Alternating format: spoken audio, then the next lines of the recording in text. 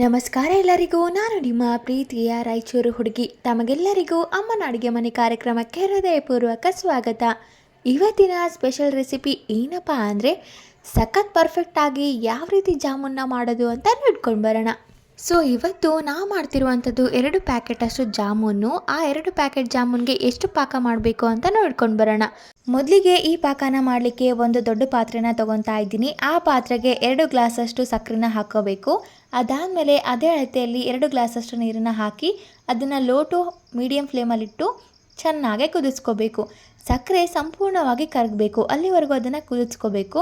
ಅದಾದಮೇಲೆ ಸಕ್ಕರೆ ಒಂದು ಎಳೆ ಪಾಕ ಬರಬೇಕು. ಅಂದರೆ ಕುದಿತಾ ಇರುವಂತಹ ಸಿರಪ್ನ ಸ್ವಲ್ಪ ಸ್ಪೂನಲ್ಲಿ ತಗೊಂಡು ಅದನ್ನು ಕೈಗೆ ಅಂಟಿಸ್ಕೊಂಡ್ರೆ ಅದು ಒಂಥರ ಗಮ್ ಥರ ಆಗುತ್ತೆ. ಅಂದರೆ ಸ್ವಲ್ಪ ಅಂಟಿನಂಶ ನಮಗೆ ಕಾಣುತ್ತೆ, ಆಗ ಅದನ್ನು ಒಂದೆಳೆ ಪಾಕ ಅಂತ ಹೇಳ್ತಾರೆ. ಅದಾದಮೇಲೆ ಇದೇ ಹಂತದಲ್ಲಿ 2 ಏಲಕ್ಕಿನ ಕುಟ್ಟಿ ಹಾಕೋಬೇಕು. ಹಾಗೆ ಅದನ್ನು ಸ್ವಲ್ಪ ಬಾಯ್ಲ್ ಮಾಡಿ ಅದಾದಮೇಲೆ ತಣ್ಣಗಾಗಲಿಕ್ಕೆ ಬಿಡಬೇಕು. ಹಾಗೆ ಮತ್ತೊಂದು ಕಡೆ 2 ಪ್ಯಾಕೆಟಷ್ಟು MTR ಗುಲಾಬ್ ಜಾಮೂನ್ ಮಿಕ್ಸ್ನ ಪೌಡರ್ ತೊಗೊತಾ ಇದ್ದೀವಿ. ಅದನ್ನು ಒಂದು ಪಾತ್ರೆಗೆ ಹಾಕಿ ಅದಕ್ಕೆ ಸ್ವಲ್ಪ ನೀರು ಹಾಕ್ತಾ ಹಿಟ್ಟನ್ನು ಕಲಿಸ್ಕೋಬೇಕು. ಇದಕ್ಕೆ ಜಾಸ್ತಿ ಪ್ರೆಷರ್ ಹಾಕಿ ಹಿಟ್ಟನ್ನು ನಾದ್ಕೋಬಾರ್ದು, ಸ್ವಲ್ಪ ಲೋ ಪ್ರೆಷರಲ್ಲಿ ಹಿಟ್ಟನ್ನು ನಾದ್ಕೋಬೇಕು. ಅಂದರೆ ಉಂಡೆ ಕಟ್ತೀವಲ್ಲ ಅದೇ ರೀತಿಯಾಗಿ ಹಿಟ್ಟನ್ನು ನಾದ್ಕೋಬೇಕು. ಜಾಸ್ತಿ ಪ್ರೆಷರ್ ಹಾಕಿ ಹಿಟ್ಟನ್ನು ನಾದೋದ್ರಿಂದ ಜಾಮೂನ್ ಬಿರುಗ್ಬಿಡುತ್ತೆ. ಹಾಗಾಗಿ ಸ್ವಲ್ಪ ಪ್ರೆಷರ್ ಇಟ್ಟು ನಾದ್ಕೊಳ್ಳಿ.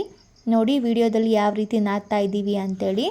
ನೋಡಿ ಆಲ್ರೆಡಿ ಹಿಟ್ಟನ್ನೆಲ್ಲ ತುಂಬ ಚೆನ್ನಾಗಿ ನಾದಿದಾಗಿದೆ. ಇದನ್ನೇನು ರೆಸ್ಟ್ ಮಾಡಿಸ್ಬೇಕು ಅಂತ ಏನೂ ಇಲ್ಲ. ಇದೇ ಹಿಟ್ಟಲ್ಲಿ ಸ್ವಲ್ಪ ಪೋರ್ಷನ್ನ ತಗೊಂಡು ನೀವು ಉಂಡೆಗಳನ್ನಾಗಿ ಮಾಡಿ ಎತ್ತಿಟ್ಕೋಬೇಕು. ನೋಡಿ ಎಲ್ಲ ಉಂಡೆಗಳನ್ನು ಎತ್ತಿಟ್ಕೊಂಡಾದಮೇಲೆ ಮತ್ತೊಂದು ಕಡೆ ಒಂದು ಕಡಾಯಿನ ಕೂಡ ಕಾಯಲಿಕ್ಕೆ ಇಡಬೇಕು. ಕಡಾಯಿ ಇನ್ನೇನು ಕಾದಾಗಿದೆ ಅಂದಮೇಲೆ ಅದಕ್ಕೆ ಜಾಮೂನ್ ಕರಿಲಿಕ್ಕೆ ಎಷ್ಟು ಎಣ್ಣೆ ಬೇಕೋ ಅಷ್ಟು ಎಣ್ಣೆನ ಹಾಕ್ಕೋಬೇಕು. ಹಾಗೆ ನಾನು ಇದೇ ಹಂತದಲ್ಲಿ 2 ದೊಡ್ಡ ಸ್ಪೂನಷ್ಟು ತುಪ್ಪ ಕೂಡ ಹಾಕ್ತಾ ಇದ್ದೀವಿ. ಅದಾದಮೇಲೆ ತುಪ್ಪ ಮತ್ತು ಎಣ್ಣೆ ಸಖತ್ತಾಗಿ ಕಾದಾಗಿದ್ಮೇಲೆ 1 ಅಥವಾ 5ರಿಂದ 6 ಜಾಮೂನ್ನ ಹಾಕಿ ಈ ರೀತಿ ಲೋ ಫ್ಲೇಮಲ್ಲಿ ಅಥವಾ ಮೀಡಿಯಮ್ ಫ್ಲೇಮಲ್ಲಿಟ್ಟು ತುಂಬ ಚೆನ್ನಾಗಿ ಫ್ರೈ ಮಾಡ್ಕೋಬೇಕು. ಆದಷ್ಟು ಲೋ ಅಥವಾ ಮೀಡಿಯಮ್ ಫ್ಲೇಮಲ್ಲಿಟ್ಟೆ ಕರೀರಿ. ಏನಕ್ಕಂದರೆ ಸಖತ್ತಾಗಿ ಒಳಗೆ ಬೇಯುತ್ತೆ, ತುಂಬ ಚೆನ್ನಾಗಿ ಫ್ರೈ ಆಗುತ್ತೆ. ಅಥವಾ ನಾವು ಹೈ ಫ್ಲೇಮಲ್ಲಿಟ್ಟು ಜಾಮೂನ್ನ ಕರಿಯೋದ್ರಿಂದ ಅದು ಮೇಲೆ ಅಷ್ಟೇ ತುಂಬ ಚೆನ್ನಾಗಿ ಫ್ರೈ ಆಗಿ ಒಳಗಡೆ ಹಿಟ್ಟಿಟ್ಟಾಗೇ ಇರುತ್ತೆ. ಹಾಗಾಗಿ ತಡವಾದರೂ ಪರವಾಗಿಲ್ಲ, ಸ್ಲೋ ಆಗಿ ಜಾಮೂನ್ನ ಕರ್ಕೋಬೇಕು. ನೋಡಿ ಎಷ್ಟು ಸಖತ್ತಾಗಿ ಜಾಮೂನ್ನ ಕರೆದಿದ್ದೀವಿ ಅಂಥೇಳಿ.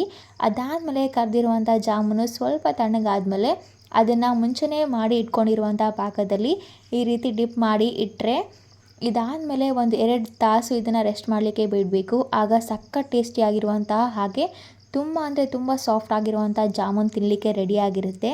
ಈ ಜಾಮೂನ್ನ ಬರೀ 5 ನಿಮಿಷದಲ್ಲಿ ಸಖತ್ ಪರ್ಫೆಕ್ಟಾಗಿ ಮಾಡ್ಕೋಬೋದು. ತುಂಬ ಟೇಸ್ಟಿಯಾಗಿರುತ್ತೆ.